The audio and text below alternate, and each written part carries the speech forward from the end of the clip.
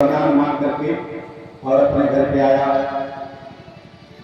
अब नारद जी विदुर जी पूछते हैं मैत्र ऋषि गुरुवर, ये ऋषि गणों ने क्यों शादी किया, किससे शादी किया?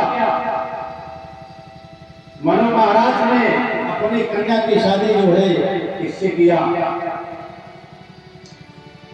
तो कहा, हे विदुर जी, क्या करा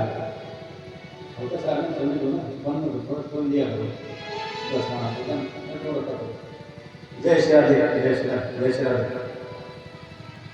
कहा कि मनु महाराज के 2 पुत्र हुए और 3 कन्याएं हुई। उत्तानपाद और प्रियव्रत और 3 कन्याएं हुई, आकृति, देवहूति और प्रसूति। आकृति का विवाह भगवान नारायण के साथ, देवहूति का विवाह कर्दम के साथ और प्रसूति का विवाह दक्ष प्रजापति के साथ हुआ। ब्रह्मा जी ने कर्दम ऋषि को कहा कि बेटा तुम तप करो। तपस्या के लिए कर्दम ऋषि चले गए। तप करते करते बहुत समय हो गया, शरीर जर्जर हो गई। इधर मनु महाराज की पुत्री देवहूति विवाह योग्य हो गई। तो मनु महाराज अपनी पुत्री को लेकर के वन में चले गए तो देखा कि कर्दम ऋषि अपने आश्रम पर बैठे हुए थे। मनु महाराज ने अपनी पुत्री कर्दम ऋषि के हाथ जो है, कर्दम ऋषि के हाथ में अपनी पुत्री को पकड़ा दिया। अब इसका थोड़ा आप आध्यात्मिक भी आप समझ लीजिए कि जब कर्दम ऋषि के पास लेके गए मनु महाराज और कर्दम ऋषि ने जब आसन दिया मनु महाराज को, तो उनकी पुत्री को भी आसन दिया, देवहूति को। लेकिन देवहूति ने कहा, नहीं, आप मेरे स्वामी बनने चल रहे हैं, इसलिए मैं आपके दिए हुए आसन में नहीं बैठूंगी। ये आप लोग कह रहा हूँ, सीख लीजिए कि कभी भी आसन जो है नहीं लेना चाहिए अगर पति के रूप में कोई वर्ण कर रहा है तो। मनु महाराज केवल जो है हाथ रख दिया, कर्दम जी उसे हाथ रख करके हटा लिया, वो आसन बन गया, उसी पे देवहूति बैठी। तपस्या बहुत दिनों तक किया। तपस्या करने के बाद शरीर जर्जर हो गई। एक दिन देवहूति ने कहा, स्वामी तशन विजर गर्भसितो सुजलसा स्त्री गयोना कवचम विलोक गया। देख रहे हो कि शरीर जर्जर हो गई है। मेरे पिता ने जिसलिए शादी किया था और वो हमको लगता है पूर्ण नहीं होगा। कर्दम ऋषि की तपस्या जो है समाप्त हो गई। उनकी केवल मानसिक सोच को देख करके, स्थिति को देख करके, उसके बाद कर्दम ऋषि जो है भगवान की कृपा समझ करके अपनी पत्नी देवहूति के साथ ग्रहण किया, विवाह हुआ। उनसे 9 कन्याएं उत्पन्न हुई। 9 कन्याएं 9 ऋषियों को ब्याही गई।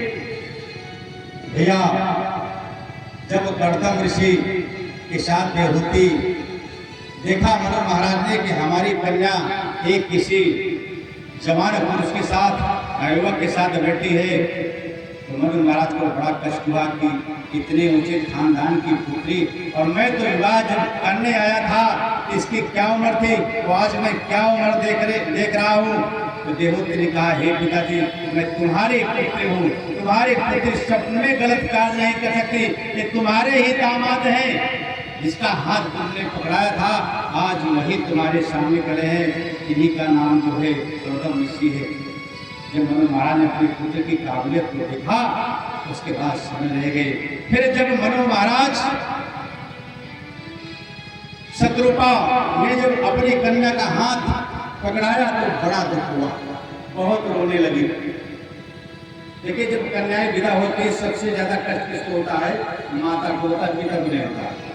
पिता को कष्ट बिल्कुल नहीं होता। पिता को कब कष्ट होता है जानते हो? जब तक विवाह होगा पिता जो है इधर को उधर भंवरों की तरह भागता है, लेकिन जब कन्या विदा होकर जाती है तो एक कोने जाके बैठ जाता है, बैग रख देता है, वहीं रोता है, सिसकता है और कहता है लड़की, और उसकी औरत कहती है चलो कुछ नाश्ता कर लो, तो कहता है मैं अथक हो गया हूँ, मेरे पास कोई ताकत नहीं है, अभी तक वो ताकत थी जब तक मेरे पुत्र थे, लेकिन मैंने अपने पुत्र को जब विदा कर दिया, मैं अतक हूँ, मुझे नींद तो नहीं लगी है, लेकिन थकान नहीं लगी है कि मुझे चाय क्या भोजन क्या चाय पीने का सामर्थ्य नहीं मेरे किसी का, मैं बहुत थक गया। तो माता है, लेकिन पिता की दशा बता रहा हूँ। माता रोती है जब तक नहीं जाती, पिता रोता है जब लड़की अपने घर चली जाती है। पिता सब कुछ माता सब कुछ देती है, कहती है मैंने 16 से लेके क्या नहीं दिया, अब पिता क्या देता है?